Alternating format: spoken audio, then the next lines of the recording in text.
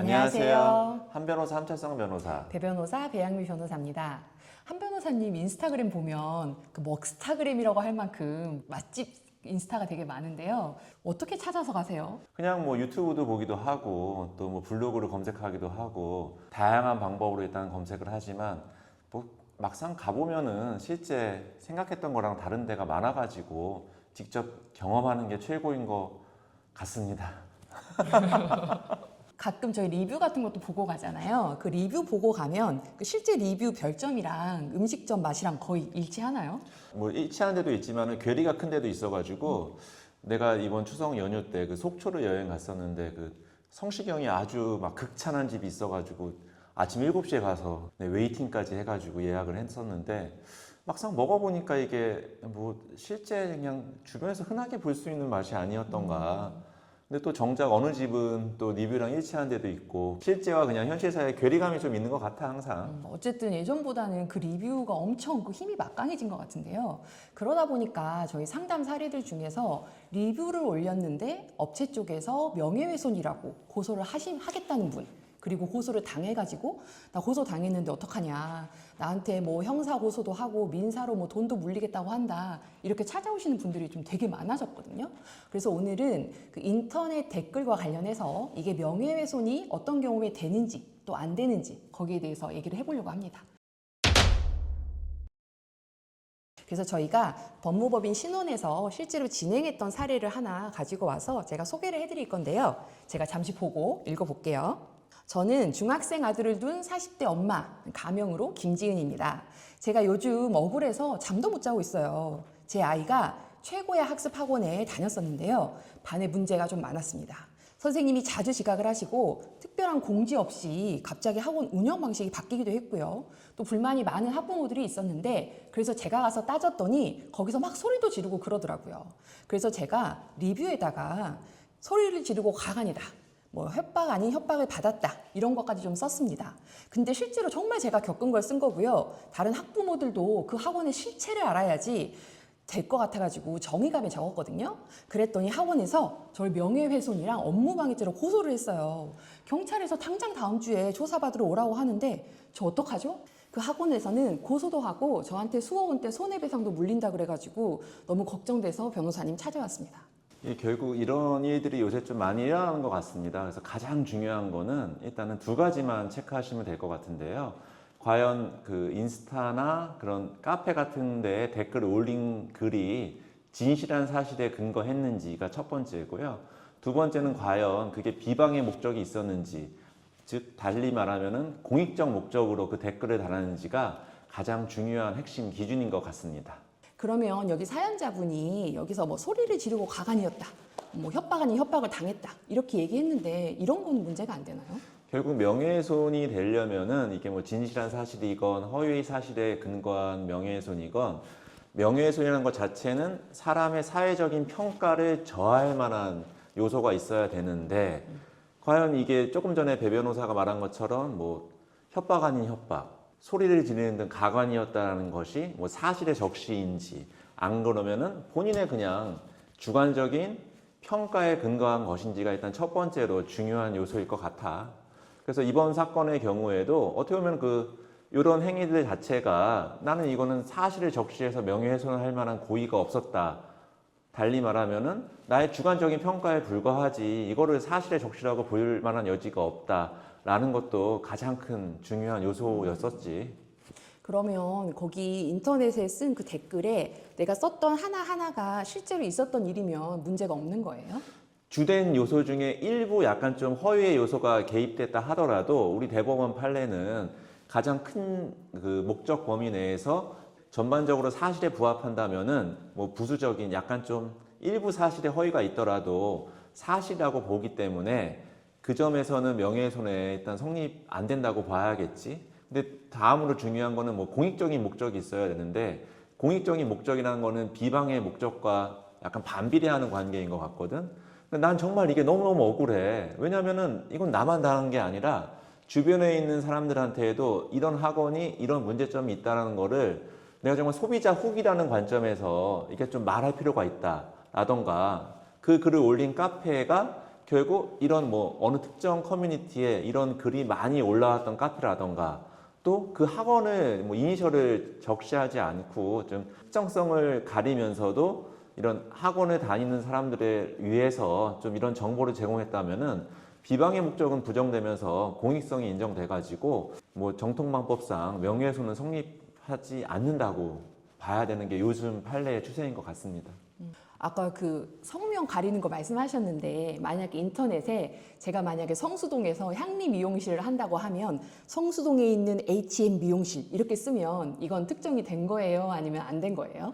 근데 이거 참 판단의 요소가 어려울 것 같은데 물론 성수동에 H&M 미용실이 뭐 현미 미용실일 수도 있고 뭐 향미 미용실일 수도 있고 여러 가지 경우의 수가 있다면은 그건 특정이 안 됐다고 볼 여지가 많아 보이는데 향미라는 게 너무나 좀 브랜드 가치가 있다거나 누가 봐도 알 수 있다라면은 그건 특정이 되었다고 볼 여지가 많아 보여.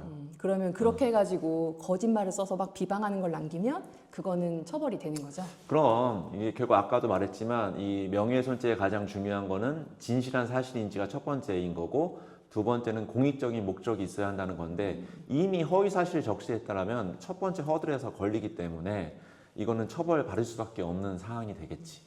그러면 아까 소개했던 사례, 그러니까 학원에서 실제로 뭐 이렇게 반이 자주 바뀌고 선생님 바뀌고 갔더니 학원에서 이렇게 막 소리 지르고 이렇게 했다라고 썼던 그 사건은 어떻게 유죄가 나왔나요? 아니면 무죄가 나왔나요? 그건 다행히 그 글을 올리신 그 학부모께서 뭐 계속 그 학원이랑 통화를 하면서 그 녹취록을 가지고 계셨더라고. 근데 그거를 학원 실장이 얘기한 걸 보면은 학원 실장 자체가 이미 그런 사실을 인정하고 있었고, 그래서 좀 약간 좀 과장된 면이 있다 하더라도 그거는 전반적인 진실에서의 뭐 일부에 불과하기 때문에 그 점을 일단 녹취록을 통해 가지고 수사기관에 잘 소명을 했고, 또 무엇보다도 그 카페에서는 이런 글이 일상적으로 올라올 뿐만 아니라 그 학원을 특정하지 않을 정도로 좀 이니셜 처리하면서 올렸다는 점, 그리고 또 세 번째는 이게 정당한 소비자 후기라는 것을 좀 강조해서 다행히 뭐 수사기관에서는 좀 우리 의견을 잘 받아줘가지고 일단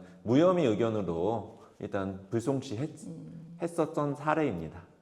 어쨌든 그 사건은 무혐의로 잘 끝났던 사건이네요. 이게 일반인들 입장에서는 표현의 자유를 뭐 계속 뭐 주장하다 보니까 댓글 다는 거를 되게 당연한 헌법상 권리라고 생각도 많이 하시지만 뭐 또 다른 사건에서는 옆에 있는 경쟁업체 그것도 뭐 스포츠 센터였는데 그 스포츠 센터에 또 허위 사실을 적시했다고 해서 업무 방해로 일단은 고소를 당하셨고, 그것도 마찬가지로 이거는 또 진실한 소비자 후기 관점에서 우리가 글을 썼기 때문에 이것도 애초에 업무 방해 구성 요건인 허위 사실 유포가 없다는 거를 잘 소명을 해가지고 무혐의 받은 사례도 좀 얼마 전에도 있었습니다.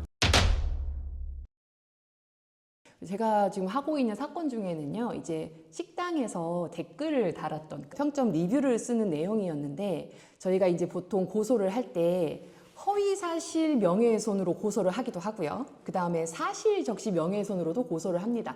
그러니까 두 가지가 뭐가 다르냐면, 허위사실은 이 사람이 거짓말로 막 비방하는 내용을 넣어서 명예훼손 했을 때 그걸 문제 삼는 거고, 그 다음에 사실적시 명예훼손은 이 사람이 말한 게 사실이긴 한데 내 명예를 훼손했다라는 거예요. 예를 들어서 내가 전과자인데 뭐 사람들한테 저 사람이 전과자야라고 하게 되면 사실은 사실인데 명예가 훼손됐으니까 명예훼손으로 처벌이 되는 거거든요.